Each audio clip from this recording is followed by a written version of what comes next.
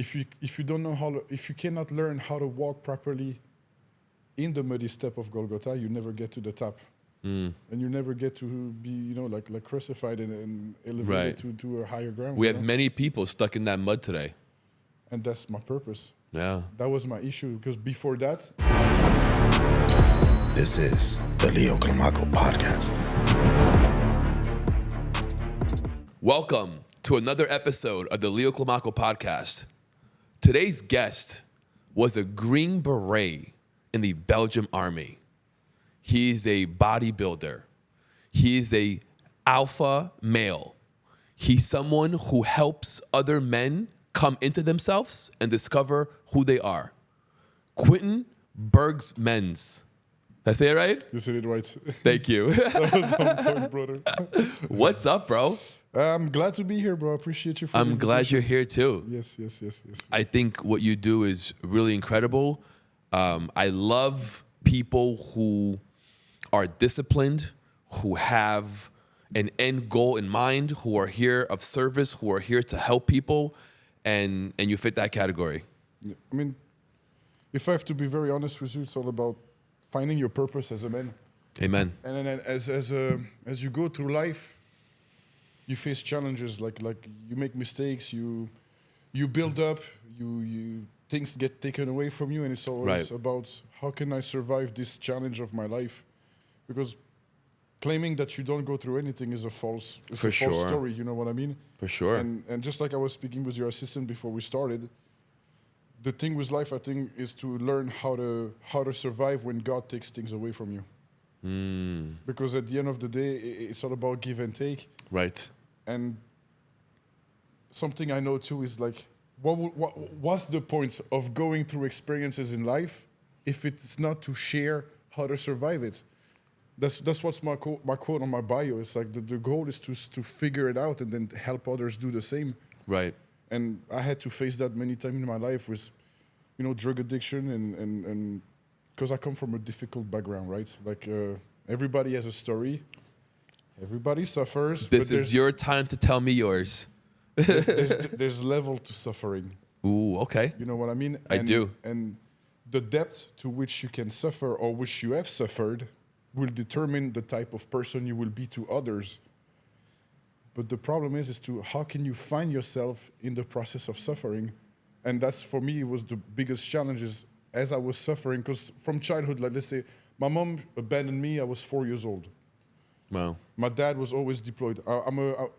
Being a Green Beret in my family is a tradition. The firstborn son has to become a Green Beret. So it wasn't even a question for me. Like I wanted to do art, right? I was like, Dad, I want to go to college for art. My dad was like, no, you literally put the contract, this is where you're going. Wow. So it was not even like, it's like you have to do it. Yeah. And I wanted to make my father proud, so I did it. But like, I come from that, right? Like where it was very traumatic and difficult. My mom came back, I was around 8 years old. And then she wanted to know about us. So my dad was always deployed, couldn't take care of us properly. Went to my mom's house. But then my mom wasn't doing a job. I don't want to say the job because, as the Bible says, you cannot put shame on your parents. And right. She didn't know, right? She left for 4 years. I don't think she really ever. No, that's the sad thing is, I think my mom was aware of the choices she made. It was just based on selfish, Got it. So it's like, I don't falter for her, but it's a journey. Right. Whatever her journey was and she chose to do is on her. It's not on me, I can see that you're very healed from it. Yeah, I would say so. Yeah. I mean, therapy helped a lot for that, but but that's something too. Therapy is a For necessary sure. tool I love for therapy. anybody. Yeah. Because we don't have the answer. And there's so much God can help you with, then sometimes having a conversation with somebody can fix you. 100%. You know what I mean? So to get back to the point, like all the challenges of my life where I had to face adversities that led me to become like, because I used to have the issues of having a suicidal ideation. Like I tried to take my life 4 times. 4 times. Yeah, first time I was 12. Wow. Then I was 14 because I was, molested as a child. So around 14 years old, I was like, I tap out. I'm good. I don't need to be here. I don't like it. But every time, wow, God intervened. Like the one time, the first time, my grandma found me trying to jump out the window. You know, the second time I was 14 after being molested, it was with drugs. You know, I fell into drug addiction around 14 years old because I wanted to be, I guess, accepted by my mom. Right. Back in the time, you know, like so, and that's the hand she gave me. Oh, you want to be my son? You want me to love you? Got it. Well, here it is, you know. And then What was the height of the window that you're trying to jump out of? four story? 4 stories. Yeah. And what drugs? Cocaine and crack. That's a problem. Yeah. And then Been there. Yeah, it's a tough one. Yeah. But that's the thing. That's why when you, like you say, when you healed and you find a path towards like being a better person and being more in control and sorting out and silencing the demons in your mind, why would you not give that gift to somebody else? That's because like the whole time, for instance, when I joined the Green Beret, right, I had a purpose. How old were you? I joined at 18. 18, okay. Yeah. And, Fresh. Fresh out of high school, go, just do it. And my first deployment in Afghanistan, I was 19 years old. Wow. Yeah, if I went in 2008 to 2009, then I went to Lebanon. But that's something too. I did my deployment. I went overseas. I saw war, and there too, I was like, something is off. I don't feel like I'm like what I'm doing here. I'm not supposed to be doing this. I'm hurting people that are not supposed to be hurt. You know, and that also led me to like not feel comfortable or in a space where I was like, like I felt, my spirit felt this is not right. Whatever I'm doing here is not right. I love the brotherhood. That's probably the best part. I miss that. To be honest with you, it's been 13 years now. I still have withdrawal from missing my brothers. You know? Are you still in contact with them? Oh yeah, 1000%. You guys get together? I should show you a video after. Every time I go back to my country to visit, we get together, we drink, we sing. That's incredible. Oh, it's fantastic. That's the best part.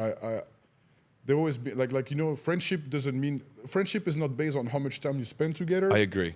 I don't need you to text me every day to know that you're my best friend. Right. But like when it's time to show up. Show up. And I agree. And I don't know why I want to talk about this, but that's something I vouch and I pray to God that I have the power to do, is to teach again how to be a good friend. Because when I went through all the difficulties of my life, and the most recent one, to go back really quick to the story. Yeah, please. My last suicide attempt, I was 35 years old. It's only 2 years ago. Wow. My last drug banter was 2 years ago, because when I was training people, right, I was actually a very successful coach. I had a full book. I was training out of Red Car One Gym in Boca. I was training Kai Green, Braun Strowman, like WWE superstar, Anthony Joshua, Rumble Johnson, UFC fighter, rest in peace. George Peterson, Blessing the Boogeyman, like a lot of the big names of the IFBB league. Yeah. And UFC fighters like Volkan Oezdemir and all that stuff. Wow. So I was around all the people. I was like, I feel like I can measure to their level of success. And I only got there by just giving. I never cared about money. My currency is not money, it's love. And everybody's like, how can you be around so many people and still not be rich? Like, because I don't care about money. I know it's not okay. But I know what you mean. Some people... But unfortunately, it's a requirement for this world, but I know exactly what you mean. Yes and no. It's a requirement to put food on the table and to provide for your family. Yes. But I do believe that being a lover of money is loving the wrong God. Because if you love money, you do not love God. And that the Bible says that, you know? So it's a very fine line of how much can you love it before you start to disrespect Him. Before you start worshiping it. But if you worship money, the God you worship is the God of this world. It's not the God from above. I agree. So like everybody's like, whoa, so what? And I'm like, I don't need money. I've traveled the world without money. So somebody else had the money, of course. Right, of course. But like my currency was always to give, so I always received something back. Got it. When I was in the army, I traveled all over Europe, Afghanistan, Lebanon, UK, Czech Republic, France, Portugal, Spain, Dubai, Saudi Arabia. Like, you know, like I literally went all over the place, and I never paid for anything, but I was always of service to someone. You know what I mean? And that's the power of human being too, is when you are of service to someone, that is a person, or of course God first, but like if you're of service to someone, something will always be put in your way that when you take that action of taking a step into your purpose, the next step will be revealed, and you just follow the path, you know? And the more you start to understand how the spirit works and your intuition is actually God's tool, Yeah. the day you learn how to use your intuition is the day you learn how to understand his voice. You know what I mean? I do. And it's a powerful tool to understand the reason why you suffer. And to go back to the depth of my story, there is no testimony without a test. And that's why all the books of the Bible speak about sinners, not about perfect men that did Say that everything one more time, please, because that went over a lot of people's heads. I mean, yeah, but that's why the Bible is based on sinners. Because I don't want to hear about your story I won't be interested if you're like, oh, yeah, life was perfect. Oh, Right. oh, cool. How did you do that? You know, like, it's like mine was not perfect. Like, Right. I went through terrible ordeal to the point that, like, look, my last issue was suicidal. But my last suicidal attempt was I tried to shoot myself on the beach because I had lost. To go back to the story, I had lost everything. Why? It's a difficult thing to say, but like, I was a very. Although I had a good heart, I had very toxic ways, because I come from parents that were toxic themselves, and sadly, childhood program you to be the adult Version of your parents. Yeah. So and if you're not aware of things, you're gonna have certain behaviors that will literally crush you as an adult. And because my whole adulthood, I'm like, why is these things happening to me? Why do I feel like I'm in a hamster wheel? Right. That everything is just a pattern that repeats itself. With relationships, with work, with friendship, I'm like, why do I always find myself abandoned? Although I'm always giving, but I'm always alone. And the problem that I did, I never looked in the mirror, because everybody was like, here's the mirror. Because when you have an interaction with a human being, their anger, frustration, sadness, any negative emotion, You can feel all of it. it's you. It's a reflection of you. Yeah. You know what I mean? And I had such a toxic way with relationship. My way of loving women was not about, it was about, I love you, but it was like, please love me back. Please let me prove myself. Same thing with my clients. Same thing when I had my training business. You were seeking external validation. Exactly. Yeah. And it got to a point where I went into a relationship that I'm grateful for it, although it was very toxic because of who I was. I ended up, having it's public record, so like I'm pretty sure people can see it, but like I ended up being arrested for a domestic violence issue. And I had to understand that, wow, I am that guy. And How hard was that for you? Was that like a punch in the face? Extremely shameful. Yeah. And I couldn't, and because of the drug being involved with it, losing my business, literally like Overnight. I have the fight, like the last fight that ended up me in jail. And and then I went to jail by myself, and I'm like, that's when I first started hearing God. And I was like, okay, like, do you see what's happening? Because I got humbled. You were at the bottom. You reached the bottom of the pit. But at the bottom, I never knew it was me. I never knew I was capable of that. I knew I was capable of bad things because I've done, like. I can imagine. Serving You're a with Green good- Beret. Yeah, like I'm capable of hurt, Yeah. and it wasn't following who I was as a person, but I'm capable of it. I grew up since I grew up in a very toxic environment. I looked this way, not because I wanted to, but because I had to. I had to survive. I had to find a way that the world would stop beating on me. You know what I mean? I had do. to find a way to, like, just by my presence, Leave me the fuck alone. Don't fuck with me. yeah, exactly. And if you do, then don't tickle the bear. You know what I mean? And I think that's something I want to talk about, and I hope I'm following what God wants me to do.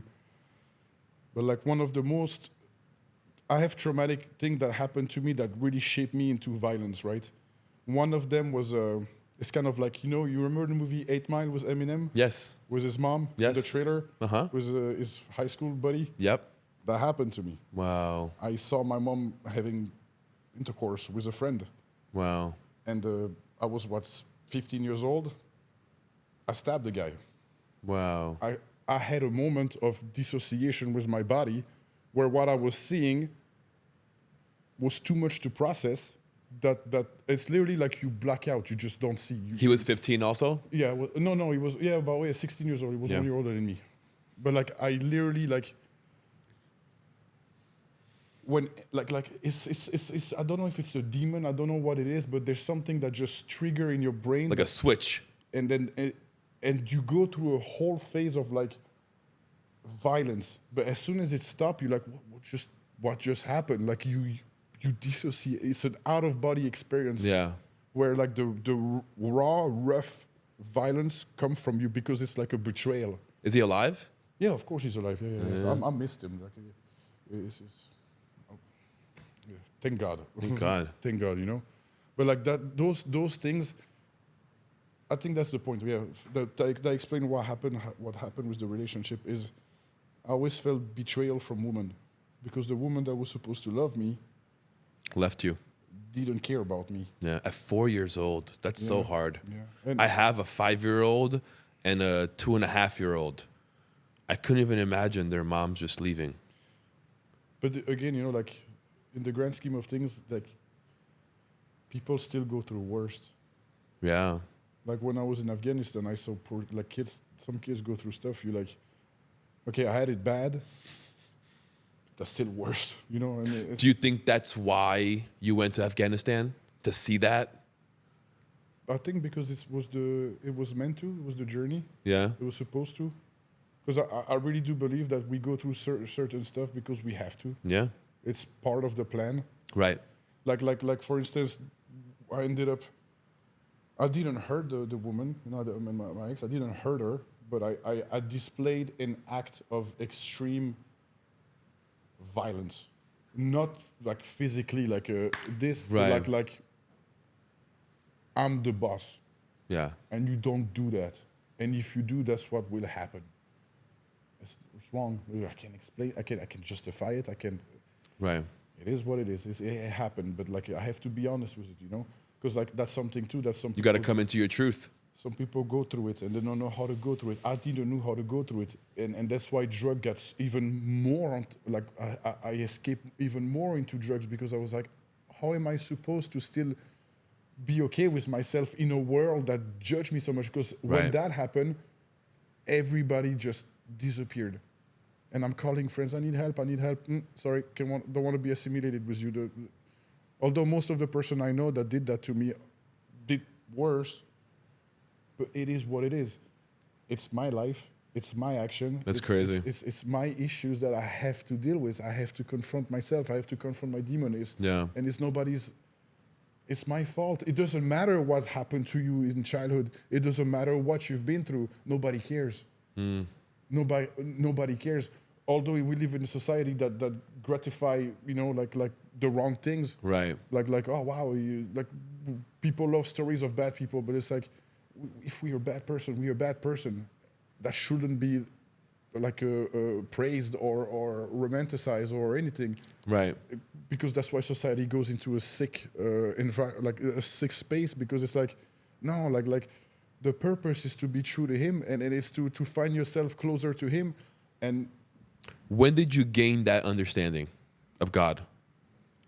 when I clicked the trigger on the beach and the bullet didn't fire, Wow. and I had an encounter with him, Gun fully loaded. fully loaded.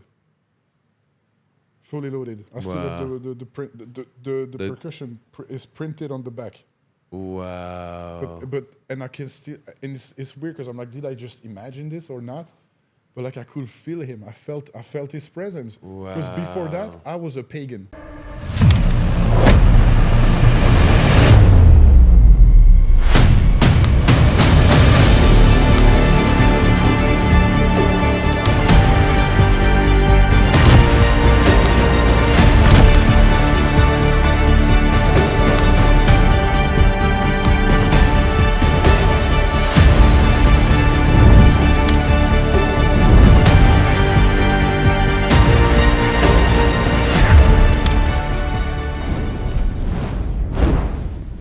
Okay. So like, that's why I have a Vegvis here on my head. Got it. Odin was my god. You know, like I was, because I served and I went to war. I was like, I will go to Valhalla. That's my story. That's how it was gonna end. But like when I had that encounter, I was like, uh-oh. And what happened if you praise false idols and false gods? Well, God humbles you. He show you like look, you can be saved, but it's gonna hurt. And I had to be hurt, you know? Because like we were talking with your assistant, like we don't learn from easy challenges. We learn from like you're gonna walk in the mud, like you're gonna carry your cross through the muddy step of Golgotha, you know? Until you can, you know, put your cross on top of the hill and get crucified, you know, like. And at the end of the day, it's like, if you don't know if you cannot learn how to walk properly in the muddy step of Golgotha, you never get to the top, and you never get to be, you know, like crucified and elevated to a higher ground. We have many people stuck in that mud today, and that's my purpose. Yeah, that was my issue, because before that, I will always try to find my purpose, and I tried things. I tried the army. I tried coaching, but like the aspect of just physical. Right. But everything was like unfinished.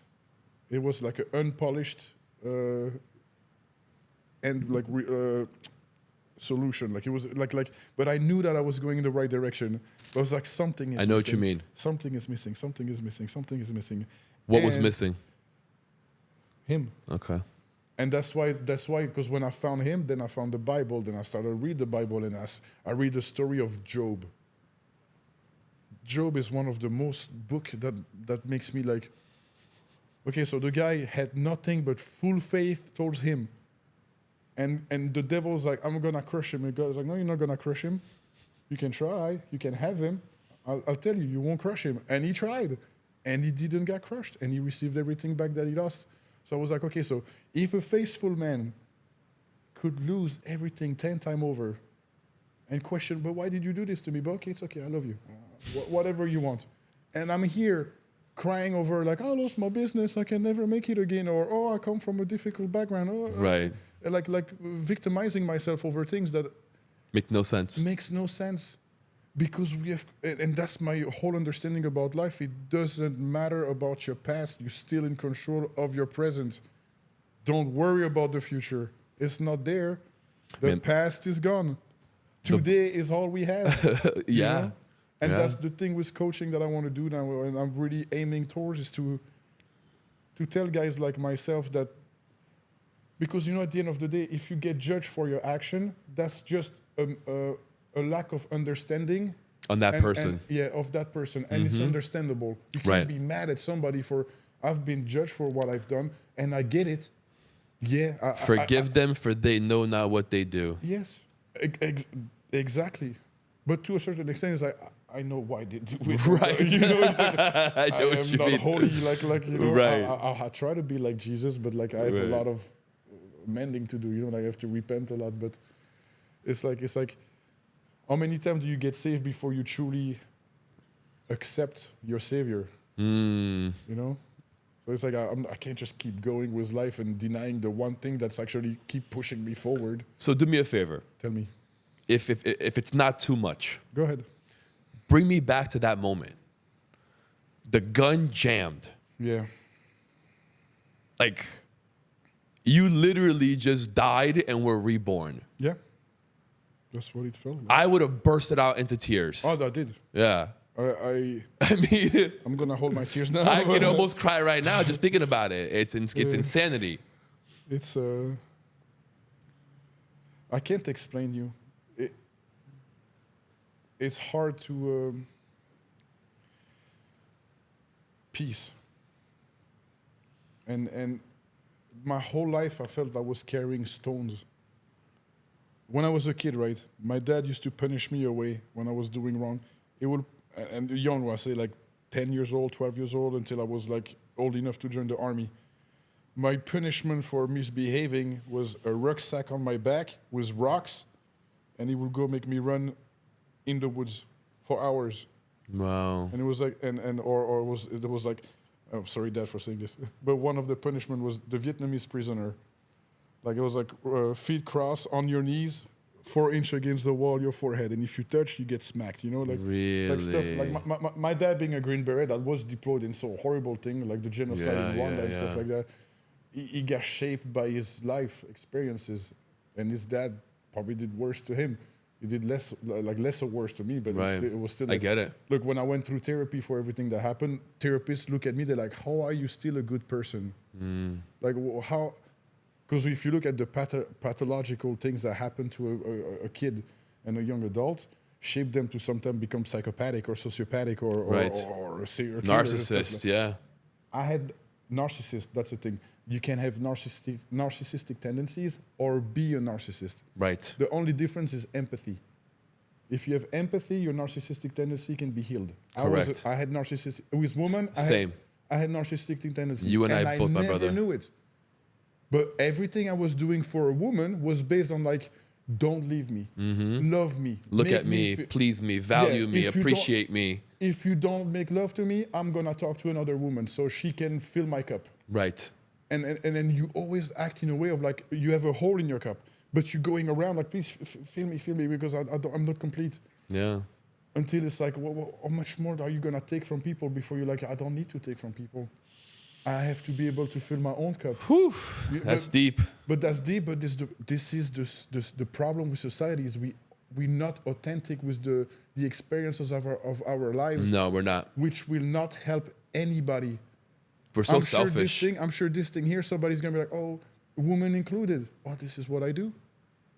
I understand that. Yeah. This is because it's a pattern that I have. Correct. But we think that we are righteous because it's like, I have to survive. It doesn't matter how, I have to survive. And this problem that I have with my own behaviors and my lack of self-sufficiency means that I have the right to do all of this. As long as they don't know, who cares? You know, it's your license, right? Yeah, it's we take it as a badge, as a green light. Yeah, and you know what? Every time I was like, but I didn't mean it. It doesn't matter that you don't mean it. Like when something happened, right? My girlfriend now, amazing woman. Like she is the gift from God. I don't even know how I got to deserve this gift, but I do, so I'm honoring it. But like, I'm so happy that I went through all these things because it's like you were being prepared for something. Yes. You know, so it's like you cannot properly accept and value the gift you have unless you've got nothing but you know, like you need to understand how bad it can be so you know how good it is when the good is there. You know what I mean? And we all do that in relationship where we just based ourselves on what the other person do for us. Right? Because for instance, what's in it for me? Yeah. And then what will I keep giving if I don't get nothing back from this? Eventually, I give up. But that's not the way. Yeah, I know. And we all live in this society where it's about what can you do for me, and if you stop doing for me, then what's your value to me? But it's like, but that's not how it's supposed to be, because think about it: two persons that choose each other for the rest of their lives.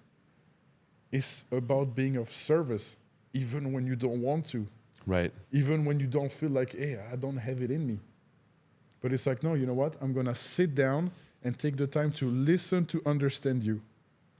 Not to defend myself, but to understand you and to be able to respond properly. So I understand what you're saying very well. I've been with my wife for 18 years. That's fantastic. That's a goal for me. We've been married for 9 years, almost 9 years. It's going to be 9 years in May. So I completely understand exactly what you're saying, because for a long time, I didn't feel my cup was full. And I was looking external, even though I had a wife at home. Yeah. And I had to come to a place where I needed to realize what a gift I had at home, and how I was just sabotaging and just not being truthful, not looking inside, not allowing God to fill my cup, and just looking externally for other women to fill my cup. That communication, that trust, that love, that bond just kept growing and growing between my wife and I. Yeah. And it's gotten to a point where it's like, we have a business together, we have 2 kids, We're together I've known her since I was 10 years old. You know,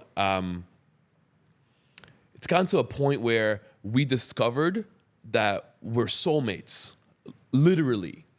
That we've been together in different lives, where the roles were changed, where I was the woman and she was the man. So we've come back multiple lives to be with each other.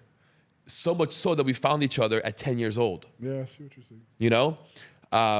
So I joke with her that this time we're going to settle this. We're going to stay together. We're going to resolve. We're going to figure this out because we're not going to come back in different lives together. I do believe in that. To be honest with you, I do believe in that too. I think the whole, and maybe I'm wrong, but like I really do believe that if you commit one of the 7 deadly sins, you will go to hell. If your heart is not pure and you don't repent. Right. But if you did good but not good enough, it's like, all right, go back and try again. Exactly. And then you get an opportunity. That's why, because I experienced that too. And one of the tipping point of my realization of what God is I used to do psychedelic, right? And which ones? Every single one of them. I'm a person of I like adrenaline. I like experience. Yes. Things, so I think I've done all of them as well. Yeah, but yeah, the most revealing thing I had on the psychedelic journey was with mushrooms. Everyone says that. Mushrooms. Have you done ayahuasca? Ego death. No, ayahuasca I didn't do. I did. Like the ego death. I never, because when I was bodybuilder, like competing in bodybuilding, Yeah. image obsessed, self-centered, selfish, needing validation, never happy with myself, never Right. content with Look how at I me, look. look at me. Not look at me, but I'm the alpha. Like, and that's why I was around so many high-profile athletes. Yeah. Especially coming from being a Green Beret, is I out-train everyone. So real quick, Yeah, during my intro, Yeah. I called you a real alpha. yeah. And I mean that in the truest ways because of your heart. Oh, okay, yeah, see, yeah. I think a true alpha has that huge empathetic heart. Yeah. He is someone that understands his flaws and is someone that is here to help others and lead others. Yeah, I believe that too. And I remember like when I got baptized, right? How old were you? I was after my suicide, so it was 2 years ago. Okay. 2 years ago. Like that. Yeah. Oh, as soon as I like on the beach when that happened. Yeah. And I felt him, and then a weight got lifted off my shoulder, and I cried, but I felt such a place of peace. And then from there, I was like, you know what? I'm gonna surrender to your will, dude. Out of nowhere, I'm moving to Texas to start doing a Viking album with an artist that I used to. I was listening to him as a fan. And life just happened that I meet him. I'm his bodyguard at an event, and then I ended up moving to his house for 6 months. We did a US tour, and I helped him write his last album. And like That's incredible. but all things that I'm like, if it that's you cannot tell me in any possible way that this is not an act of a higher power. Yeah. All these things that are shaped for me to follow through, I can't just make that of thin air. That's incredible. Like you don't meet people because you meet people. You meet people because there's something that has to be put out into the world. Yeah. We are all here. There's a purpose. We are all here to help shape the word of God. You know, and that's why I'm telling you. That's why there's all the books about even the Rhea, the prostitutes in the Bible. What was her name again? I forgot her name now. You're talking about not Mary Magdalene. No. The one that was a prostitute and then fell to Jesus' feet and she got saved too. I know who you're talking about. I forgot her name. I forgot her name too. It's at the tip of my tongue, but I couldn't say it. But like, look. Yes. If those people, like you say, were not authentic and true with their story, we couldn't relate to any of them. Right. So here, yeah, and that's something that I hope and I'm trying to teach people is to really have faith in what the Bible is saying, because what the Bible tells us all is to be authentic with ourselves and our story, and to not fear judgment of the world, because the world will judge. I will be judged for some of the things I've said here, and I accept it. It's okay. What I fear the most is his judgment. Right. Because at the end of the day, like if I can be true with you, I'm not true with myself. And if I'm not true with myself, I'm not going to be true with you. Exactly. And if I'm not true with you, then what why would you want to have an interaction with me? Because you can feel it. Your spirit can be like, something's off about this dude. And those that are judging you are really only judging you because they saw something that they didn't like in them. And that's a hard truth to understand. Yeah. Yeah. And to be honest with you, like, I owe a lot. I owe so much growth to my past relationship. The toxic one. The toxic one. My most toxic one was the biggest tipping point for me to truly grasp who I was. Everything I've done, I was served back tenfold, and I couldn't take it. And that's the thing. And that's when I understood, like, dude, you have fixing to do. Because when you live in a space where you justify everything that you do as right, because I've suffered, because I'm a victim, but the person is like, yeah, me too. But this is what you do to me. But worst, I'm like, here, she'd be like, here, off the table, I break it. But why did you break it? Well, you were trying to do it. I did it. And it's like, the action is the same. Right. You know, the result is different because one went further. But like, how are you, like, you have to be broken. Your toxic ways, your demons have to be broken. Speaking of that, let's go back to mushrooms and ego death. Let's go. Ego death. So mushroom trip. Self-centered, image-based behaviors. Where'd you do it at? With what? The mushrooms. At home? On the beach. On the beach. On the beach, yeah. And by and yourself? I'm big. By myself. And I'm big on frequency healing and stuff like that too, right? Me too. Yeah. So I did a trip on that with music and all that stuff. Sound healing. Yeah, and I just started like, I'm in the this, waves. I'm in this place where, because I got sick a little bit, like, you know, I was like, Yeah. it was a little bit too much, and body disconnection, like my body's not functioning with my brain. And I was like, you know what, let me just surrender. And I just chill, and then I just started to understand like how wrong my brain was. How nothing actually mattered. How everything I was believing to be true and rightful was all just a programming from society. Where it's like, you know, because I got to a point in my business where I started to fly private jet and have all the stuff that we see most of the social media influencers do these days. I got to taste that. But even though I tasted all of that, I was still an empty, shallow man. I had a good heart. Right. But I wasn't healed. That wasn't satisfying you. It was doing nothing to me. It's cool. It's fun. Right. You know, driving Lambos in Dubai and all That's this cool. stuff. You know, like doing cool videos and always like, I was like, I'm living the life. Woohoo! But then I go home and I'm miserable. And I experienced that too with all the high-profile people I was with. They have amazing life. They live things that you're like, wow, it's a movie. But in the privacy of their home, they suffer.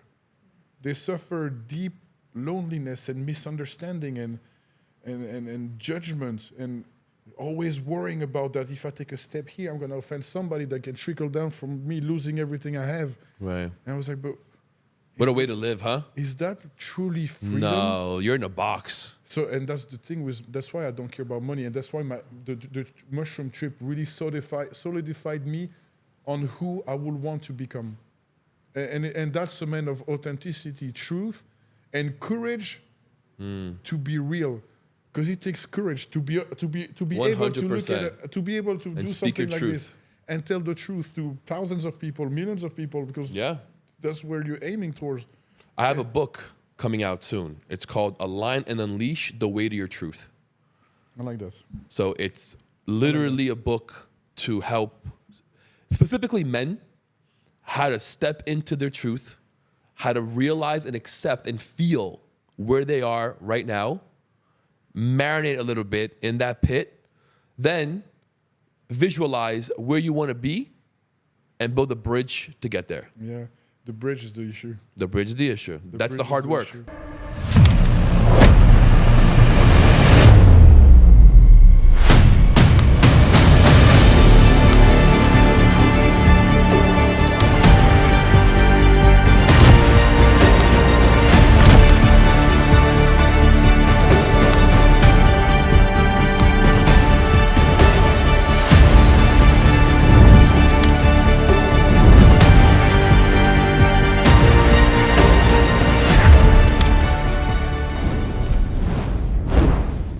because sometimes the bridge is there, we just don't want to take it Right. because it's just a rope. I think that's because you haven't felt the pain deep enough in the pit. I believe so. You got to go deeper. I believe so. And that's why for me it's difficult sometimes to resonate with some of the coaching that the coaches that are on the social media platform, because the blueprint they sell serve them. Correct. But you cannot give a blueprint that served you to someone else, because our story are drastically different. Yeah. And you have to Drastically include different. God in it. And something that, to me, I should have brought it with me. I call it the home tree. A home tree of my triggers and thoughts. And that's how I've built the bridge. Because I had a lot of like toxic behaviors that I had to figure out, and a lot of triggers that will make me revert into bad behaviors. Right. And I was like, because I do, but since we are created by someone, by God, we are the most advanced form of technology. We are. If you truly look at it. 100%. Yeah, your heart is a pump. Correct. Your lungs are air filter. Yes. Your kidneys are fluid filter. This is the quantum computer. This is a computer. With I don't know if you ever read the Our book. veins are the wires. Yeah, the hydraulic. That's the hydraulic. Yeah. If you burst a pipe of a car, like the oil Yeah. pipe, what happened? Yeah. The cars die. For sure. If you don't fuel it, it doesn't work. Exactly. We are the most advanced form of technology. This can be reprogrammed. Our eyes are also computers. They have chips in them.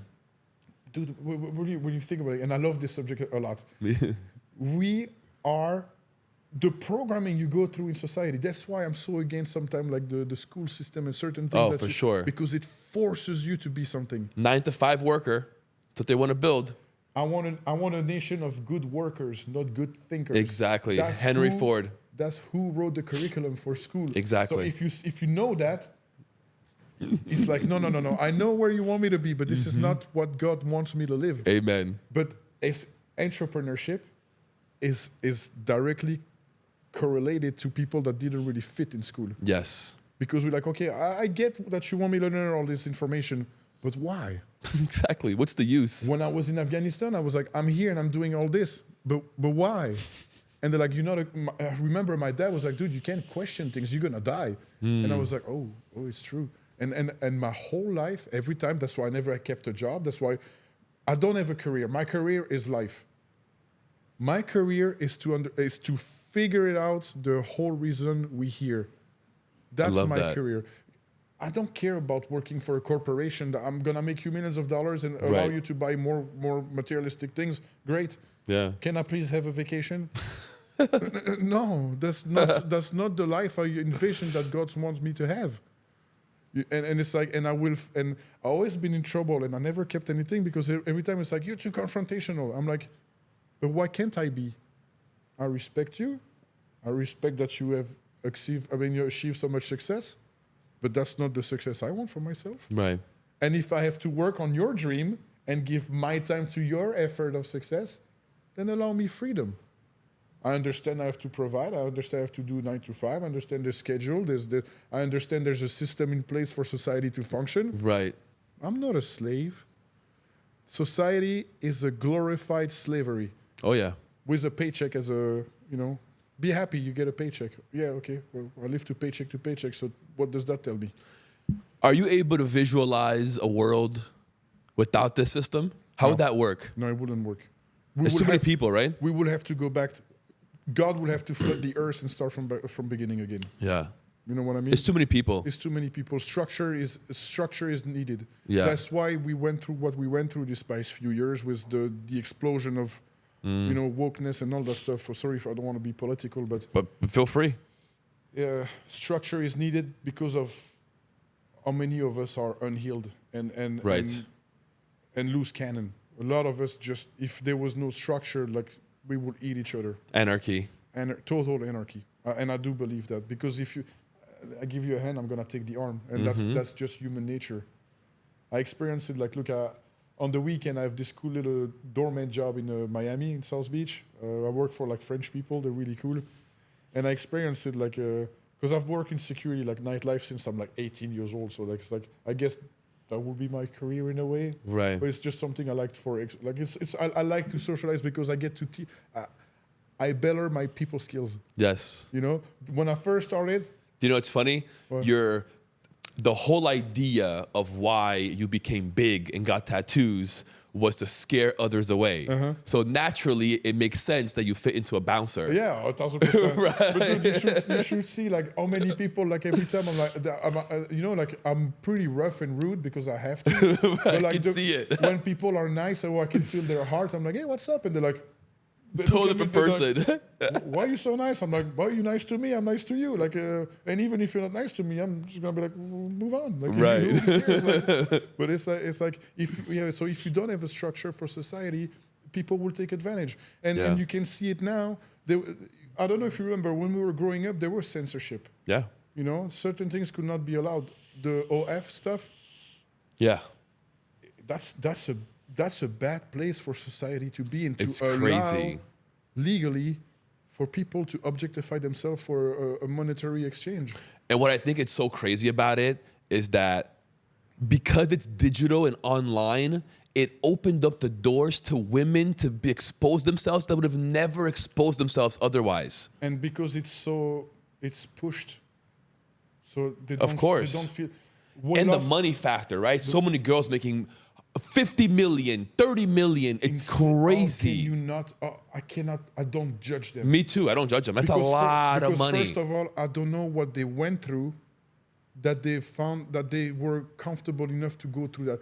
Me, when I see that, I'm more like, hey, what happened to you? Me too. Like, what happened to you? Like, I don't judge you. Like, I have to love you. Like, I think the more money you make, the more shit happened to you. 1,000%. Yeah. More money, more problems. It's that's why, like, every time you look, like when you look at the villain in stories and stuff like that, you don't judge, question their reasons, question their childhood. Why are you so mean? Somebody that judged me, but why? What did I do that actually bother you so much that you had to have such a negative energy about it? And let's talk about it. And that's the whole thing too with my coaching is like, if I bother you, or if you show me a side of aggression and judgment and just negative state, talk to me. If my presence annoy you, talk to me. What's up? Like let's dig after it. Yeah. And usually people are like, oh man, it's just a reflection. You know, life is reflections and mirrors. That's all it is. It's all things that are bouncing off of each other, positive, negative. It's right, frequencies. Opposite attract each other. It's always the polarity of existence. Yeah, yin yang. There's a God, there's a devil. You know, fire, water. You know, like everything is polarities. It's a word of energy. Energy does not work if there's not a positive and a negative. A battery is a positive and negative. A woman, the organs, and the men, the organs, positive, negative. Everything is supposed to connect, but you can connect a negative as a negative or a positive as a positive. And society wants you to believe that. That's why it doesn't work. Because it's not the setup. It's not how it was supposed to be based or functioning, you know? And with the lack of structure, it's just freedom for, and that's a big thing that bothers me the most these days, is the scammers. And this, I was talking about it with your assistant, like, I have issues putting my heart at peace with certain practice that people are doing on social media, claiming to be saviors under God and coaches and stuff like that. Like what? Give me an example. I don't want to give name because it's judgmental of me, but like some of the big coaches that are in Florida, you know, like that judge and belittle and play a role of alpha, but is based on not being authentic, and it's an image that just hide a deeper pain that's not processed, but it's bullying and it's if you don't do this, well, you're not that, and it's like, why is it not okay? Like for instance, I think I know who you're talking about. One is like, oh, everybody should be this, and this, and if you're not, you're a weak man. And it's like, you know what's a man? A man is somebody that is able to accept that, hey, I have a burden to carry, and I have to provide no matter what, and I cannot be selfish. So when you become a dad, and I'm not a dad. I hope to be one day, but I do believe that when you become a dad, you have to let go of yourself to be of service to your children, and that's to me more a depiction of what's being a man than owning all the fancy cars in the world and claiming to like. Let me add to that for a second, because I am a dad. I have 2 boys.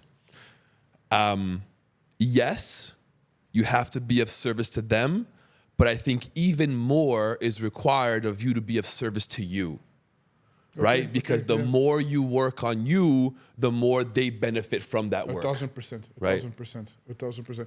But like, that still doesn't justify spending $40,000 for a blueprint of a program ChatGPT can give you for $20. What do you mean by that? I've tried some of the blueprints. I've looked into. Oh, got it. I've looked into it because I'm like. I know what you're talking about. I was curious. You spent 40 grand? No. Okay. I would never do that. Got it. I did reach out because I was curious, but like the energy I got was wrong. It felt wrong in my spirit. Did you watch my interview? Yeah, I saw some of it. Yeah. But like I found myself triggered. So I was like, okay, there's things I have to work on it about myself. Yeah. It shows something within me that I have to work on. Yeah. But that was just to be authentic with my truth.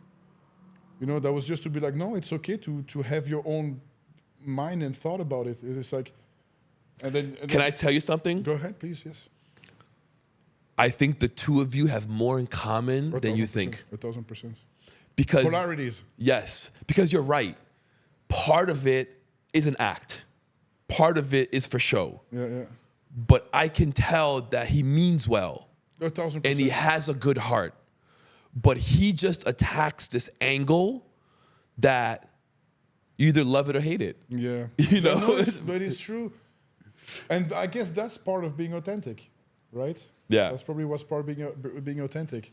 But like, if I can get something for $20 on ChatGPT, of course. At some point you got to be like, am I doing the right thing here? Because that's the problem with society too. Is like money goes one way. Right. Okay. And why is there almost 1,000 billionaires? But let me ask you a question. Go Okay. ahead. Let me ask you a question. Why is Robert Downey Jr., right, Iron Man? Yeah. He's worth over 100 million. For him to do a movie, over 100 million. You can get another actor much cheaper to probably do the same work, right? But it's his presence, it's his energy, it's his aura, right? So I think I agree with you that sometimes these blueprints are basically all the same, but really what you're paying for is to be in that person's presence. You're really paying for that energy. Can I give something back? Please. Did Jesus ever charge? Say it again? Did Jesus ever charge someone for his presence? Jesus never charged. And that's my whole point, because I don't resonate with money. And that's what I understood. And if you praise God, then you have to be close to Jesus. Let me counter that. Go ahead. Because I agree with you. But I do think that having money can allow, in the society that we live in, can allow you to help so many more people. 1,000%. 1,000%. You know what I mean? It opens up so many doors. If you have a good heart. That's the problem, though, because when I was deployed in Lebanon, it was with the UN, where money is supposed to go to help people. Right. Wow. I didn't see much help. You donate all the time to cancer and all that stuff. Yeah. Still going through the same thing for decades. Yeah. I attended a lot of the Tony Robbins stuff, right? The guy found a way to charge per level of where you are in society. Yeah. The peasants, you can come, but you're going to be over there. Oh, you're the platinum, you can come over here. Yeah. Oh, you are the lions, you can be over here. You are in my presence. Are you God? Am I paying because you think yourself for being so high above everybody that you have the right to charge an excessive amount of money for your presence? My therapist can't stand him. I used to go until I started to understand, like, wait, hold on here. Like what am I paying for? And I remember this woman next to me. My God, it's my 26th event. And I was like, and you still haven't figured it out? And I was like, but so you come here for a high. Yeah. Just like when you go to church, you go for refueling your spirit and stuff like that. So it's like, I just don't... and this is my problem, to be honest with you, and to be authentic with you. I really have issues with the fact of charging for who you are. Pay me for who I am. But who are we? Maybe you can answer Look my at it question. this way. Yes. Look at it this way, okay? Look at it this way. You're charging them for their commitment. That's understandable. People don't take things seriously. But if you pay $10,000, you're going to take that shit seriously. But what about I guess my thing is... You know what I mean? Yeah, 1,000%. But I guess my issue is... because I have such my way of seeing money is so not aligned with anything that's present to this day. Right. It's a tool. But for me, it's but what about those that cannot afford but wish they could? Then it's not their time. You think so? Yeah. Or would it be that maybe you also have to go... You only have so much bandwidth. Yeah, but aren't you You can only help so many people. You have to pick those who are ready. And those who are ready will be willing to invest. When the student is ready, the teacher will appear. Exactly. Okay. You see, it's answering my question. Yeah. But those who are not ready, it's not their time. That's the whole point of authenticity. Because if I'm honest and open with how I feel about things, then we can figure something out. Yeah. So because all I have is question about the world. And people have answers, like you say. So it's I'm actually glad to have this conversation with you because... Yeah. One more thing. Not everyone has that same level of understanding and empathy that you do. So if they're given something for free, they'll take advantage and they won't do anything about it. I experienced that with when I was pretty high on my coaching business. People want things for free, but then they do not follow through. No. That's for sure. But to a certain extent, I feel like I aim to be a coach that is more on the affordable aspect of things, where those that are in deep need of a savior or of someone to guide them out of their hole, to be that hand. Because Jesus didn't go in the palace to go help kings. They went in the street to help sinners.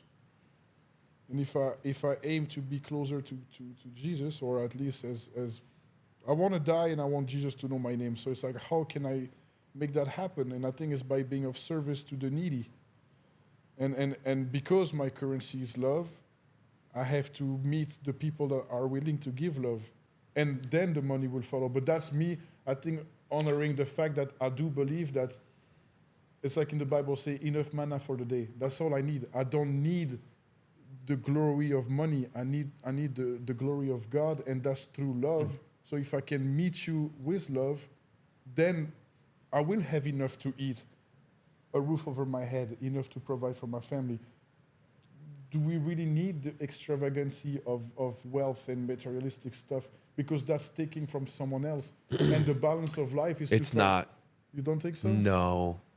There's enough for everybody. When Tesla first came out, the car company, okay, they had the same idea. They wanted to build an affordable electric car for everybody. Mm-hmm. But they couldn't do that at first because they wouldn't be able to keep the company profitable. Volkswagen did that. So they first released their most expensive car, the Model S. Yeah. And then 5-6 years later, they released the Model 3, the cheap version, which is like $35,000, probably $30,000 right now. My point is, you won't be able to help the lower class if you don't first help those that have. Because the way that I see you, you want to help a lot of people. Yeah, 1,000%. Yeah. People like that. You're gonna need money. You're gonna need some form of capital in order to be able to invest in getting your word out. Oh yeah, don't. You know what I mean? There's so many different things that you're gonna need to do that requires money.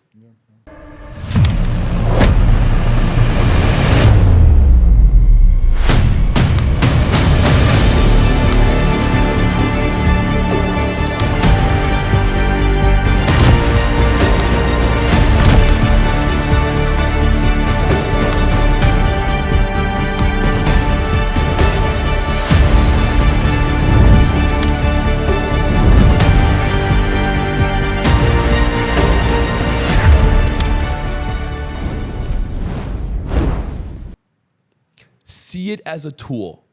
See it, there is literally enough money for everyone in the world to be rich. It's just not organized that way. It's not moving. It's not organized that way. It's not. That's why I'm saying. Because like, why those is there over 1,000 billionaires?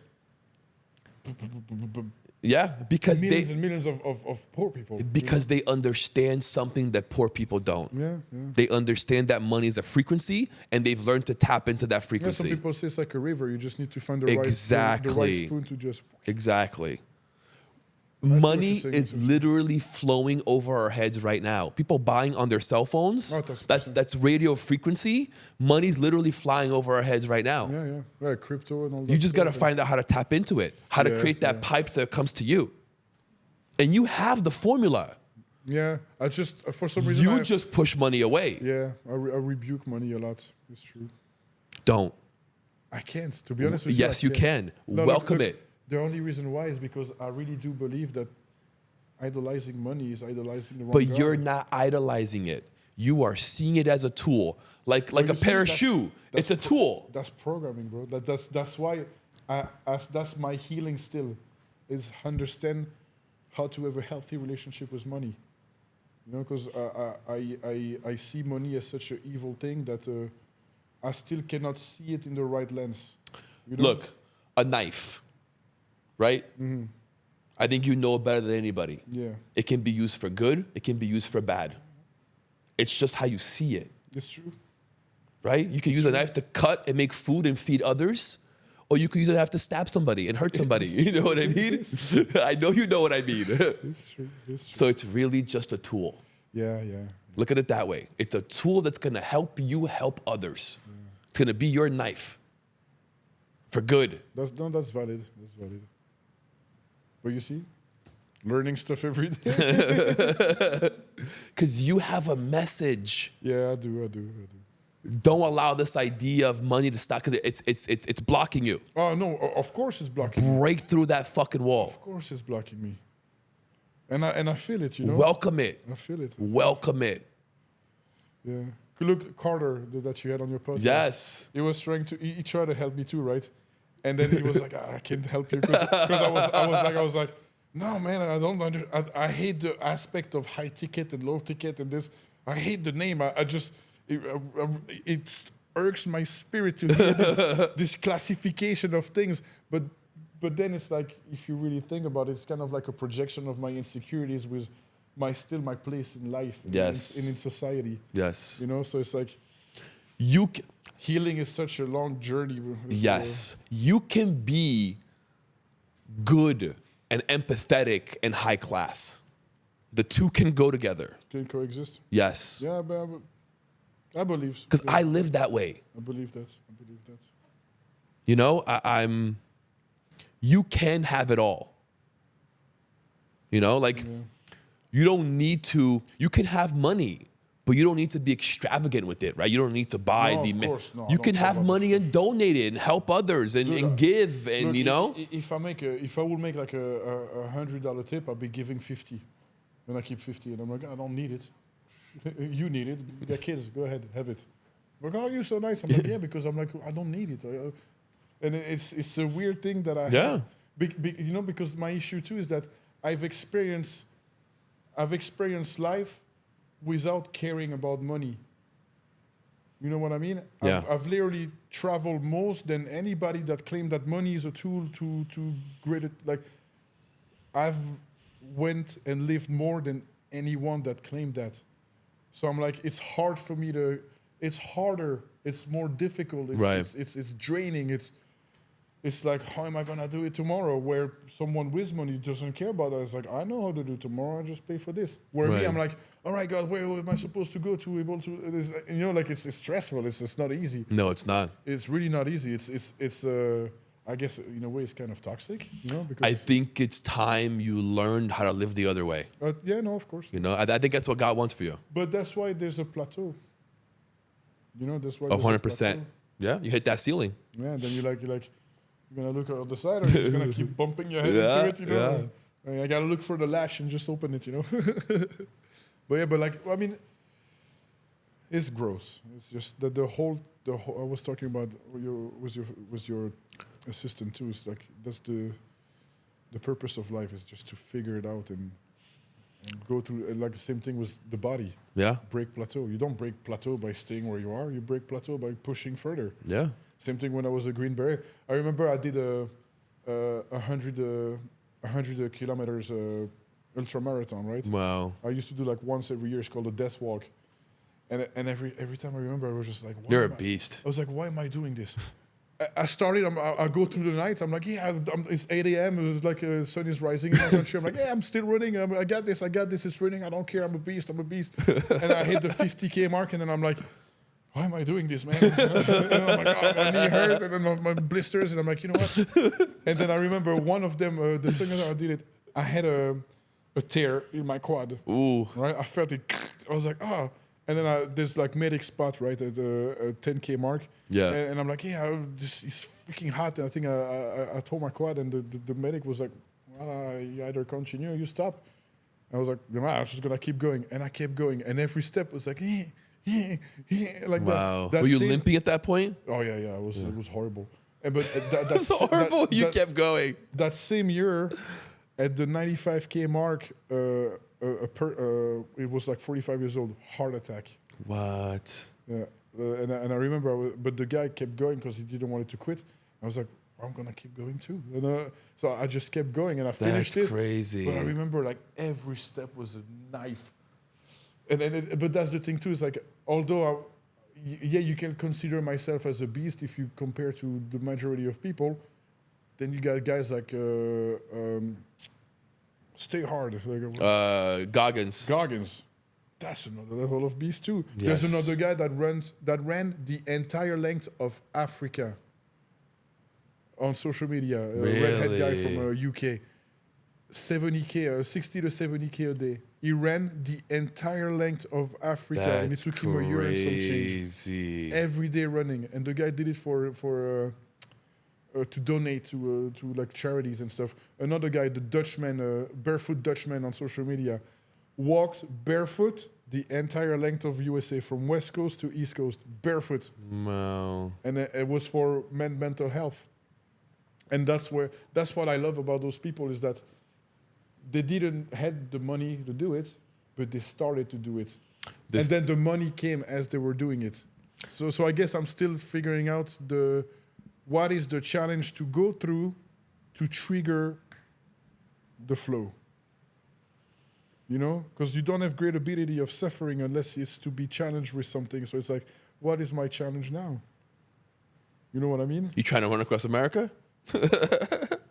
Actually, I had planned, but like for me, I wanted to do all the three biggest trail of America back to back: the PCT, the AT, and the CDT.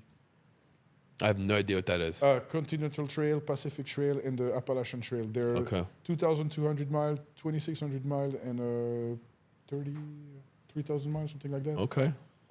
Like there's another guy, Saved by Mountain, is another ex-alcoholic drug addict that actually started to do that, and he vlogged his journey on social media. Wow. And I love the guy's mentality because he does not fit with society, and he said, I don't want to be doing a 9 to 5. I'd rather be in the woods.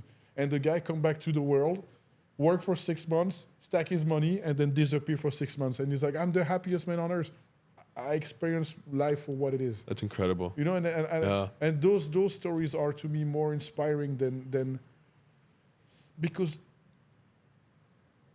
I've experienced enough rich people dying, like old person dying that were close to me, that all tell me like, don't chase it.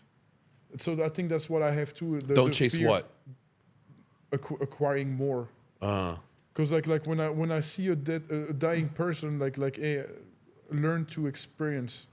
Just don't chase something that, because we come empty-handed, we die empty-handed. Yes. So I think like my biggest fear is because I am so hyper-focused on something, I will literally just miss experiencing life for what it's supposed to be. And to me, that's experiencing people and love and adventures and the ups and downs of life. Yes. Because extreme wealth is to me lonely.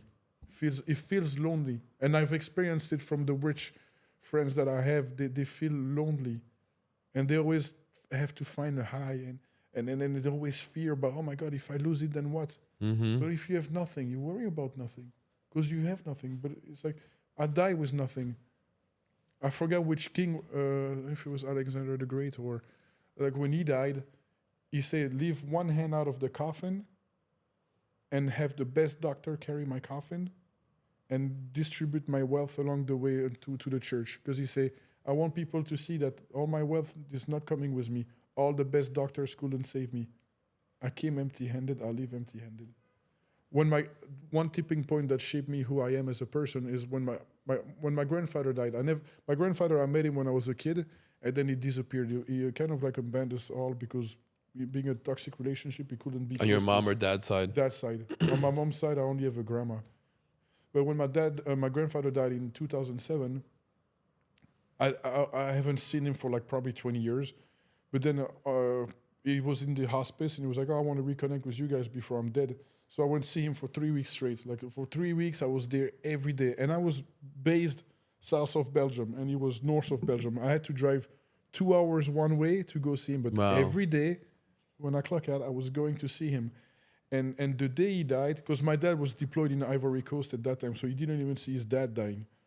And I remember my grandfather, because his organs exploded from having general cancer. Wow. So they had to put him to sleep. And they were like, we're going to put him to sleep. You have to come back. And I had just left. So I come back, I see him. And he's like, please. He's like, you need to promise me something. I'm like, hey, what's up? And he's like, don't die with regrets. He's like, I'm dying with regrets. And I have fear. I have so much fear. And seeing the pain in his eyes just made me like, I don't. How old were you? 20. I'm like, I do not want, like, since Wow. then, that's why I moved to USA. That's why I left the army. That's why I have all these, to the world, I have irrational behaviors, but it's not irrational behaviors. It's based off fears. Like, I do not want, I want a book of stories, not a book of regrets. So the day I die, I can't die today. I literally could die today and I'm okay because I've lived. No, God don't want that for you. No, of course not. Of course not. But like, it's the peace that I have I understand. from having lived, you know? Yeah. And that's why for me, like the whole suicide idolization came from is because I've lived so much already that it's like, what is there other to live? I've experienced wealth. I've experienced love. I've experienced life. I've experienced traveling. I've experienced being. Well, now it's not about you. Now you got to give back. And yeah, exactly. But exactly, you see, Yeah. but like for a while I didn't know that because I was like, hey, there's nothing more coming. There's nothing more coming. Right. So where am I supposed to go now? What's the next step? What's the next Yeah. phase? You know, like, Yeah. why am I stagnant? You know? My therapist tells me that I left the hunter phase and I entered the wise man phase. Right? The wise men are the ones that the young men come to for counsel. We're the coaches and we give back.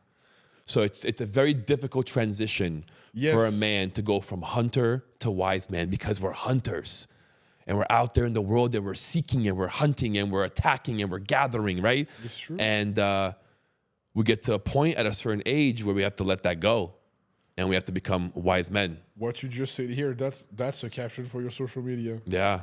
I think that's what I'm gonna take out of That's this the one. interview. You just put it perfectly. Yeah. You literally just put it perfectly into perspective. And for me, it's this. I was the warrior. Yes. I had to be the warrior, but the warrior become the wise man too. Exactly. And it's true that it's such a revealing thing you just said. Thank you. Is how to become the wise man. It's hard to let And go. accepting that you have to. that you're no longer a hunter. There you go. Mm-hmm. See, guys, there you go. You gotta hang up the axe. Gotta put the axe and the gun down. It's insane. You just literally answered the question that I had. Because before I came here, I prayed God. I was like, please guide my words. And I'm sorry if I went off beat with certain. Thank you, God, for working through me. That's what I'm here for. Yeah, the wise man. Because I remember I had the conversation with my girlfriend. I was like, my fiance was like, how am I? What is the next step? How can I be this new? How am I supposed to do it? And because that's something too. Like I want to teach is about how to handle fear. because you know, like trauma kind of like shape you to become. Trauma shaped me to be an overthinker, constantly analyzing the multitude of different outcome of one action, Right. which is extremely toxic because you end up doing nothing. You know? Exactly. It's like you're just stuck in your head. You're like, oh my God. Instead of just going. Yeah. Then when I was a warrior, I was just going. Yes. You know, and then when there's a moment of pause where it's like, okay, next phase is about to start. But why? Because I really like when I was doing that, and I kind of, and I do. I'm not gonna lie to you. I almost enlisted back. Really? I am not gonna lie to you. I almost enlisted back because I had an opportunity to join the U.S. Green Beret. Okay. And I was like, you know what, man, let's go. You can transfer like that? No. I can enlist. It's called. You have to start over? The contract is called 18X. Is to like directly join into like a special force. Got it. That's cool. And I was like, but something was telling. Like, But it's cool, but it's not. It's not where your heart's at. Something. I guess it's ego-driven, maybe. Yeah. Like not wanting to let go of who I used to be, and not knowing how to be who I am now. Right. But I think everything happened for a reason. So like. It's because the hunt is external. Yeah. And the wise man is internal. Yeah. Because I'm on the process of writing a book too. And I call it the Book of Quentin. Maybe I shouldn't call it like that, but I like the idea of that. Because Do you have a publisher? No, I do not. I'm still seeking it all that. I stuff. can help you with that. Okay, thank you. Because and I want to. It's pretty much like my life story, like from adversity to like success, from a success to failure to being. Yes. Like the whole process of the journey. Yes. Because like I remember like when I was going through therapy after like the last drug addiction phase, like my counselors and stuff like that were like, dude, like your story has to be shared. And I always rebuked it because I was like, well, who cares about my story? Because I have these, like survivors of trauma, we all have the same thing where like there's worst. There's worse. So, and why would I boast about my life if somebody have a worse life? Then they deserve more than me. But that's not how it works. Doesn't matter. How it works is like your story is valuable for someone that is the same place than you. And we're billions of people on earth. Correct. You will inspire certain people, and those that suffered more will inspire their people. Correct. And it's like, and that's the whole thing with the blueprint. And that's something Carter gave me as a tool, is to like find your tribe. Because when you learn to find your tribe, then you can build on something. But you cannot find your tribe until you like you understand how to be in your new phase of being. So exactly. Yeah. Because once you figure out, that's when you attract. Yeah, true. and I see it. I see it when I step into my wise man phase, and I actually like if I see someone doing something, like I'm like, hey, I have the key for that, and I share it. They're like, oh my God, wow, this like you just did for me. Right? That's you honoring your gift. Yes. and you just gave me a tool for me to be like, oh, wow, now I can actually step into my purpose. Because you shared your tool that were valuable to you at the time you needed. Yes. And you shared it and you figured it out and you helped someone else do the same. And then it's like, amen. Yeah. So thank you, brother. You're welcome. When's your birthday? November 17. November 17. 88? 7. 87. And you? February 1st, 88. Wow. So we're 3 months apart. 40 is coming too fast. Too fast. Oh my God. That's still too fast. When I moved to USA, I was like 25 years old. I remember all the time in the world to achieve everything. Now I'm like, buddy, you get urgency. Like you gotta figure it out. But like I have such a strong faith in God's will for my life that I've learned not to worry as much. Good. And like doing this podcast just prove it again. Like things happen at the right time for the right reason. Yes. And it's elevating you step by step, and you cannot rush that process. Because rushing the process, God is not gonna give you something you're not ready for. No. So, and I respect that. So I'm like, if I don't have it yet, it's because I'm not looking, like you told me, I'm not looking at it from the right perspective.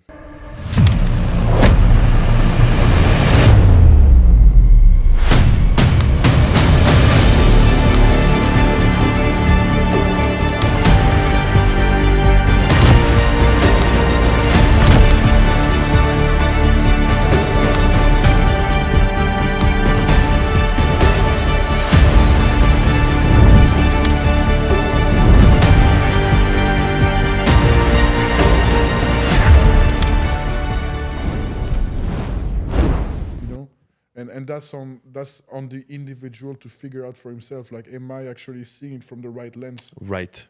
Like, back to judgment. Judgment is because people see it from their lens. They don't see it from our perspective. They see it from theirs. Like somebody that judge a woman for doing an OF stuff, or me having an opinion based on how someone conduct themselves on social media. Right. It's wrong.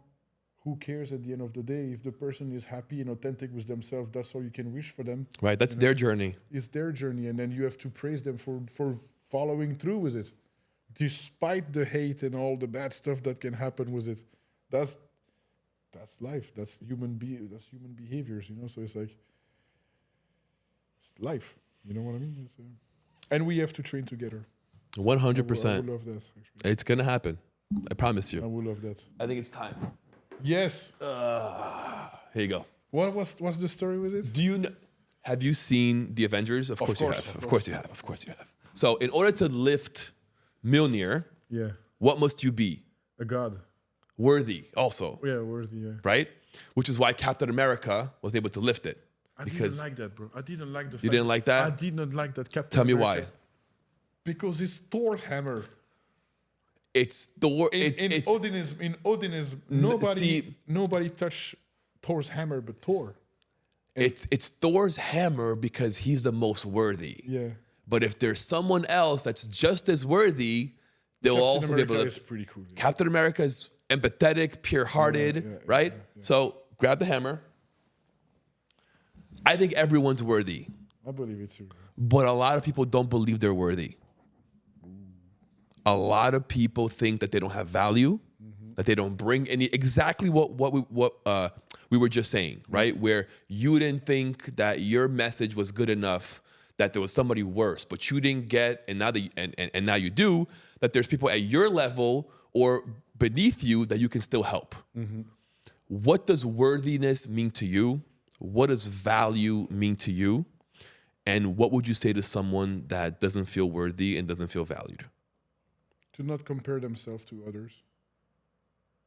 To accept what happened to them and accept their flaws, to why they are where they are. And to learn again to like not put shame on their family name, to respect the old ways of our forefathers, and to just accept them, just accept life for what it is, and actually embrace who they are. It's about embracing who you are, and not let fear dictate life, because you get stuck. You can get stuck for years if you let fear and doubts take control. It's like the fight, flight, or fawn. If you fawn, you can fawn for a very, very long time, and I've lived it. I remember not too long ago, I looked through my social media post, and I saw my life when everything was great. And I looked at the dates, and it was 2021. Wow. And I'm like, I'm only now stepping into a new phase that feels good, that feels like, okay, I'm serving something. But like 2021 was the last time I was happy, you know? So I'm like, wow, for all those years, I was in such a bad place that I forgot the gift of life. What does that mean? I was happy. Because I was in my warrior phase fully.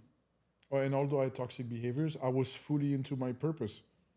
So I had the ability to manifest my thoughts because I was at the right frequency of being. Got it. With achieving and doing and pursuing it. So things were unfolding for me at the right speed, and I was able to create because I believed in myself. And I guess that's what I want to tell people. Believe in yourself. And don't let the fear of judgment stop you from that. Because we can't please anybody. I mean, we're not going to please everybody, and we're going to offend some people, and we're going to be judged. It's just what it is. And I think that's a good meaning too for who we were talking about. Being unapologetic about the mission allow you to not care about the judgment. Right. Because Jesus got crucified for doing the right thing. Amen. You know, so it's like Just don't fear doing the right thing. Just do it. Take that step. Because when you take that step, that's when the past gets revealed. But the time you spend in your head, you're not living. It's in Odinism, Viking religion. It's Niflheim. You know, it's not hell. You're in between. You're stuck. You know. So embrace the journey, guys. Just step into your purpose. And life is not about surviving. It's about living. You know, just live it fully, and accept your flaws. And seriously, be like the key is authenticity. Learn to be authentic with what you feel inside of you, and not judge anybody, and then don't put shame on nobody else. Right. Because you are where you are because of you. Literally, it doesn't matter what happened to you. You have to be aware of that. You have to be aware that you create your own life under His will, and embrace that. And I do believe that when you do that, everything unfolds properly. I'm telling you, we didn't meet just like that for like, you know. No, I agree. Like things had happened that way. I agree. Because, like you said, it was like I saw you on Instagram. I went into your page. I followed you. And then maybe a week later, we saw each other at the gym. Yeah, because I saw you follow me and I followed you back, and I was like, wow, this guy is good, cool stuff. I was like, wow, that's why when I saw you in the gym, I had to come say hi to you. Yes. I appreciate it's that. Like kind of like people say, like real recognize real. Yes. I see your work, so I was inspired by what you were doing. So Thank you. I had to tell you that. Vice versa. And that's something too. I would like to tell people is like don't be scared to connect. If you feel your intuition telling you talk to that person, do it, because that person might hold the key to your next step, or like you just did for me, like say something that may trigger the right train of thoughts in your mind, you know. And that's usually That's powerful. Yeah, because and it's true. That's something I know I have the gift about is I can, the people that need help, I can read their thoughts. I can literally see, I know exactly what you mean. and it's a weird Yes. thing to experience. And when I talk about it with people that are not spiritual, Yes, or you whatever, can read them like a book. and I experienced that so many, and I'm happy I have that job on the side where where I'm at the door, like the club, because I meet so many different line of people, and every time I see a soul that suffer, I know what to tell them. And it happened like probably 3 times the past 2 months. One, she was like I don't know how you say that, lesbian, I guess you could say. Yeah. Dressed like a boy, and like a rough attitude and all that stuff. And she come to me all angry, and I was like, hey, everything is gonna be fine. And she's like, why are you telling me that? I'm like, I don't know. I feel you suffer from something you're not letting go of, and I need you to know it's gonna be fine. She just start crying. Really? And she's like, why are you telling me this? I'm like, it's like you holding on to something, you gotta let it go. And she just look at me, she's like, but why do you know that? Like, who talked to you? And I was like, listen, I don't know exactly what it is, but I felt I had to tell you that. So that's not me. That's how the Holy Spirit works. Yeah. And when I was a trainer too, I had this gift, and I used. That's incredible. I used training. I push people in their limits, because that's the thing. Thank God we talk about this. My training style is I will push you in the trenches of your mind, because that's where the authenticity get revealed. And that's how I can reprogram you to be a strong person. Because when you are weak under physical stress and then nerve stress, you get your weakness get revealed. But it's not a weakness. You just have to turn the switch on. But you can get to it, because all these walls of fake beliefs and fake narrative about who you are, and I think I'm good, and I think I'm strong enough. Right. No, I crush you. And when I crush you, I see you. And when I see you, I can tell you to your soul, this is how you get strong. And that's why I have so many clients, because like people love that. And that's how I've learned to become strong. My dad beat me to hell. But it's when I was in the depth of being beaten that he was like, hey, get back up.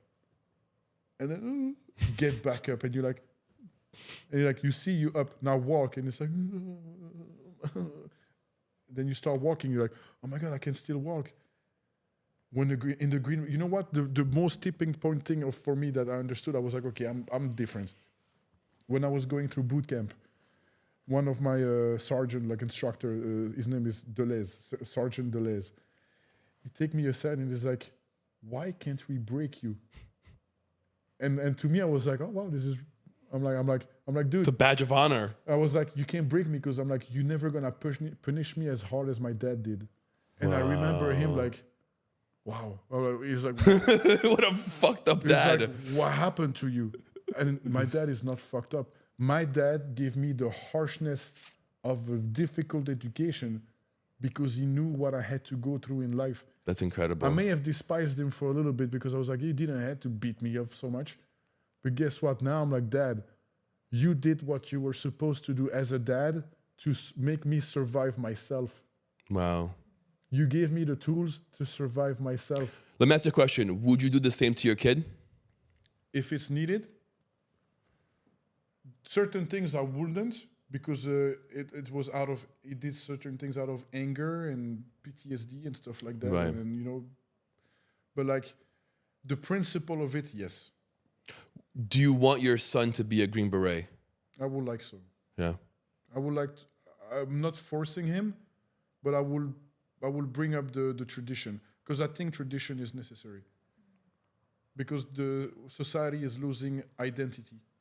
What if God doesn't give you any boys and only girls? Then so be it. Would she go to the Green Beret? I have to say the truth. Yeah. I don't think women can handle that. They're not built for that. They're not built to carry a 100-pound rucksack and weapons, water, food for miles, not sleeping, you know, not showering, not violence, roughness. Yeah. We had it's a crazy world. We had girls trying the boot camp, right? They lasted 4 weeks, and they were strong women. Let me tell you, physically beast. But the weight of what you have to carry is too much. For days is too much. They're structurally not built for that. And I don't mean... I understand. I don't mean that by... Because, you know, people get offended. Yeah. No, I get it. But, like, we have to stop in society to just think, like... Physically, they're framed. A cow can be a sheep, and a sheep can be a horse. No. Right. Right. No. And it's the beauty of society. We serve... We're different. We all serve a purpose. And yes. And then you're not lesser... Like, that's the thing I like... I'm happy that, for instance, President Trump said we're going to go back to marriage between a man and a woman because there's value in that. Like, yes. Like men provide and women provide as much, if not more. Yes. I'm nothing without a woman. Me too. Why? God created men to his image and he created women to the image of men because men needed women to be happy on earth. The greatest king was made by a woman. And then the biggest downfall of a kingdom was because of a woman. Women are the focal point of a functioning society. Why are women so attacked with promiscuity and everything in song is so degrading and objectifying? To devalue them. And it's like, no, it's because they want that. They want to destroy the structure of what makes this earth function. Women are so strong. They are literally able to tap in to another dimension and create life. Let me tell you this. My strongest clients were women. The pain I can put a woman through physically is so far greater than a man. And it's difficult to say, but like, because it's like, you would like, no, men are strong. Like physically in the gym, man, I can tell you this. Like, well, they were designed for pain, right? It's bad for me to say, but I have to be authentic. Some of them were like very cocky. Yes. And I was like, I'm gonna break you. They may cry and hate you, but there's something in their eyes that they look at you and they're like, I'll take it. And they stay. Where a man is like, I'm good, man. I did my reps. I'm good. And Peace. And I was like, And a woman, I'm like, 5 more. And what? I'm like, yeah, 5 more. And I'm like, what? You can't do it? And they do it. A man 5 more. Okay. And the woman is like, oh, really? 5 more? Like, yeah, 5 more. And they do it. And then 5 more. And they do it. And I'll stand for 10 seconds. And they do it. And I'm like, wow, that's inspiring. And that's the beauty of that's why that's something we have to do, us as men, especially in the wise phase, is to remind that to young men, Yes. you need them. And young women. And young women too. Yeah. Of course. Let them know that they're precious and wanted. That's, you know what? You know, many times where in my line of work, when I see a promiscuous woman, you know what I tell them all the time? I'm like, I always ask them, what happened to you? What happened? Why do you think you have to be this when you are actually that? And usually they're all like, that's true. Well, and then they all kind of like this realization. It's like, oh wow, am I being myself here, or I have been programmed to be something I'm not? You know what I mean? I do. And it's that's why parents have such a big role to actually teach the right thing. So I guess, you know what? If I have a daughter, and she say, I want to try a green beret, I'll be like, go ahead. I'll prepare you my best. And Good then, luck. And then it's on you. I mean, look, if there's one woman that could probably do it, it's from your lineage. My sister is pretty badass, I gotta tell you. But she devoted herself to her role as a mother. Like she wants to just be a mother. It's only you and her? No, we're 7. 7. But like 3 from the same mom and dad, and then 4 from the same mom. Got it. But you know, like 13 years in USA alone. I haven't been back home in like 4 years now, so it's like my family. Like I'm kind of like the ghost of the family, you know. I'm the black sheep. yeah. I'm the uncle that's some nephews I've never met them, you know. So it's like I've been to Belgium once. it's a nice country. Very nice country. I drove through it. Yeah. I drove from London to Amsterdam, and I drove through Belgium. Okay. Yeah, because you had to go to Antwerp, right? I have no idea. Yeah, maybe or Ostend, like We stopped by, what's the capital of Belgium? Brussels. We went to Brussels. That's pretty town. We stopped by Brussels. I like my country for the medieval history. Yes. There's a lot of castles and It's very cool. like look, there's a castle that is called a Château de Bouillon. It was built in 900. Recollection is 900, but the actual fact is 1100. Wow. You know, like history that actually is that long ago, or the old churches. You go into it, you're like, wow, you experience God from a different time. That's crazy. You know what I mean? I Like do. The Catholic Church from the early 1000. It's something to be seen. Their attention to detail, right, Yeah. in building those castles. And that's something I wish we would have kept in society, is the glory of art. Because now, you know, music is Trash. soulless. Everything has no soul. It's computerized. It's all about generating money. Yeah. If it works, then everybody, let's do it. The same beats, the same When frequencies. we were growing up, everybody had their own style. There was souls. There were meaning. There were we're speaking to you. Yeah. Now it's just like a bunch of duck voice that, you know, sounds sick. Like it's just, and it's too much promiscuity. There's no more. I hope we go back, and that's why I think we have such a purpose for us men of our generation. Yeah. Is because we have experienced values and tradition, and then we have experienced extreme freedom, where we lost ourselves. So now it's on us to be like, hey, guys, we're not going in the right direction. I agree. And we have to tell you because we've experienced it. Yes. So let's go back to authenticity, you know, and values and honor and dignity and don't do that to your dad being on OF. Like you can't do that. You have to honor. Okay, he brings money, but money at the cost of your soul is not worth it. I agree. You know, That I agree. that's the whole thing I have is like, don't ever do something that will cost you your place in heaven. Amen. Amen. Real quick, Go ahead. how much do you weigh right now? 230, How tall are you? 6'2". You look jacked. You know what? I have body dysmorphia, so thank you. You look jacked. I gotta tell you, you look jacked. How long did it take you to get this big? Well, look, I started training. My first training session, I was 4 years old. It was swimming. My dad threw me in the pool. He was like, figure it out. Is he still alive? Oh, yeah. Yeah. He's 58. Oh. No, he's going to turn 60 this year. Wow. That is young. Yeah. But like, look, when I was, to be big, because when I was in the Green Beret, I was about 220 pounds. Okay. So I was always like I was a fat kid too. Like I had Okay. a fat face and all that stuff. That's why I also got bullied for that. Would make me become a monster. But like I've literally trained weightlifting and I started weightlifting at 14 years old. Got it. But bodybuilding, when I was bodybuilding, I got up to 280.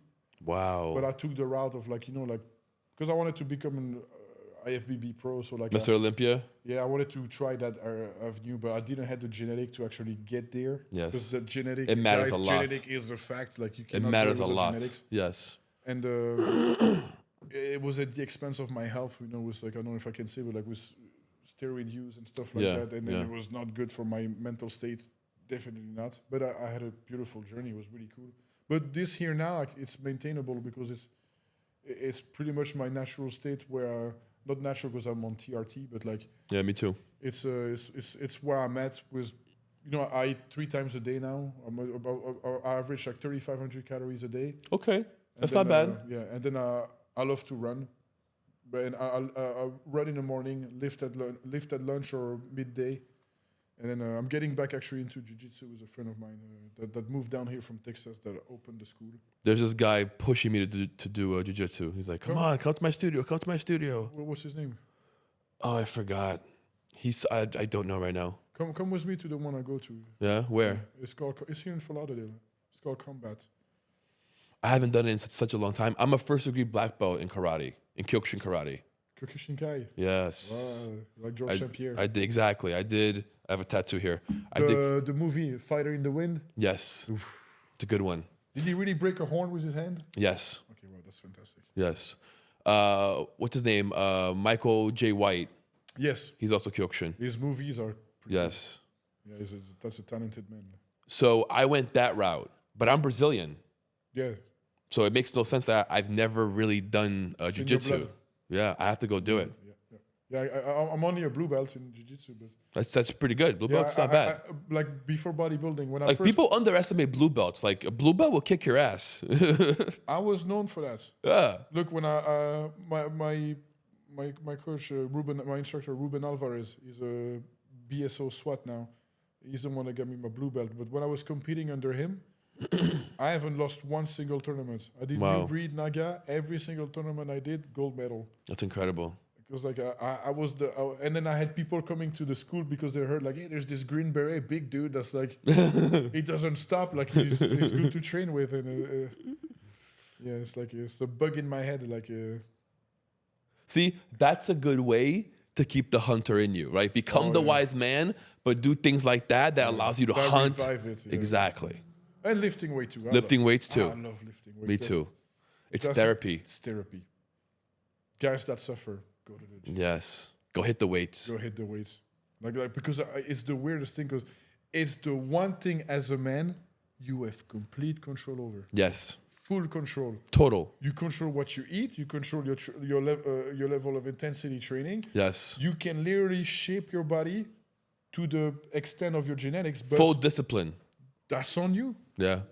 And that's why I was so structured when I was bodybuilding is because the routine of it was so like regimented that I didn't have time to live in my head and be toxic, or at least realize it. You have no time for bullshit because you're Because focused. I was like, cardio at 4 a.m., weightlifting at lunch, cardio at night, and eat 8 times a day. And make sure that, dude, I was eating like 5,000 calories a day. back That's then, crazy. And then like when I trained with Kai Green, right? Kai Green is a very good friend of mine, and when I used to bench press 4 or 5 incline and like lift a stupid amount of weight because I was like, man, I train with like my like legends that I used to watch on TV. Because I'm from Belgium. I'm from a tiny country, bro. Like my town, there was like maybe 1,500 people. Wow. I'm a countryman, and I wasn't supposed to live this life, But because I believed in myself back then, I got to experience the highest of the high. And it's where I aim to go again, where it's like, hey, let me step again into full faith and full beliefs. Because I guess for most men, that's to finish also on the point you were trying to say, like, what would you tell a man, is you have to, without faith in yourself, you can't achieve anything. There's no way. People would have not discovered America, or Vikings would have not found England if it's not for their unraveling faith that there is something else on the West. Right. You know what I mean? I do. So it's like just without faith and confidence and hope. Hope is what drives the world to keep going. The hope for a better tomorrow. That's Amen. what keeps you alive too. You know? So, I mean, at least for me, I hope that there's a better tomorrow. I agree. And what we have is today. And if our action today are aligned with a better tomorrow, then that better tomorrow will come. And if it doesn't come, it's just be patient. Speaking of that better tomorrow, where do you want to be in 5 years? Where do you see yourself? Having my own gym, but like where I have also a school. I don't like the word mastermind. I like the word like academy. But like have a, or like speak around the world. That's something that really inspires me. You know? I can see both happening. Yeah. Because at the moment I have like a bunch of, I've been doing acting lately. Okay. Yeah, I have like a little role in a, her name is Nastia. She have 127 million followers on YouTube. Wow. And I have like a little bodyguard role in it. I'll Nice. send you the YouTube stuff. Please do. It's pretty funny. Like That's cool. one of our video with like 33 million views. So Nice. it's kind of nice, you know. Like I love acting, you know. Yeah. Like, that's another thing I'm trying to pursue at the moment too. And it's all about who you know. So it's like just let God do its thing. Like pieces are being moved. And that's something too. Like what I want to tell people: if you don't hear God, it's not because He's not listening to you. It's because He's busy moving pieces for you. So Right. it's just patience. That's it. Patience. But yeah, and being a dad. I would like to be a dad. I think that's. I think you'd be a great dad. Is the next phase, I think, for me. Yeah. Like, I'm longing for experiencing life. You know, and see what I could do, and Yeah, I do. and have the opportunity to actually, you know what? I think I've broken the generational curse, and I want to see what I can bring to the world. Like which power I can give him to or her to become like, to experience life even greater than me. You know. I think that's I would say more than anything is to become a dad. You know. Get to work. Not a bad job. I guess. Quentin, it's been incredible, man. Thank you. What so a great much. conversation. Yeah. We've gone, Jesus Christ. Look at that. Almost 2 hours. For real? Oh, well, Yeah. Oh, sorry, guys. Well, No, please. We're good. Do me a favor. Tell the people, look at that camera, Yes. where they can find you, your coaching program, your IG, your website, whatever you got. All right, so guys, you can find me at Quentin.Berghmans on social media. Everything is available on it. My website is in my bio. For any of my program, it's pretty easy. Just DM me. Let's talk. Let's conversation. We're gonna get on a phone call, like a FaceTime call, because I need to see you to see if we. Because at the end of the day, we have to fit each other. Like I may not be your cup of tea, and I may not be the one you need, but I can direct you towards the one you need. But like, yeah, just come find me on social media. Let's talk. Let's figure it out, and let's make you step into your purpose. Incredible, man. Great conversation. I owe you this one, so I thank you. No, you don't owe me anything. I thank you. I appreciate you. I appreciate you. We're going to get tons of cuts from this. It's going to be great. I know. Yeah. I appreciate you for that. Thank you, but bro. honestly, thank you for giving me a platform to share my story. To be You're honest very with you. welcome. My pleasure. And for giving me the freedom of free speech as well. Amen. You know, thank you for that. Amen. And God is great. God is great. Thank you, bro. Thank you, brother. Gotta shake hand. Thank you, bro. Thank you, bro. Guys, what an amazing, inspirational story. Go follow Quentin. Go FaceTime him. Go DM him. Go follow his coaching program. Make sure you like, subscribe, hit that bell notification, and we'll see you guys next time.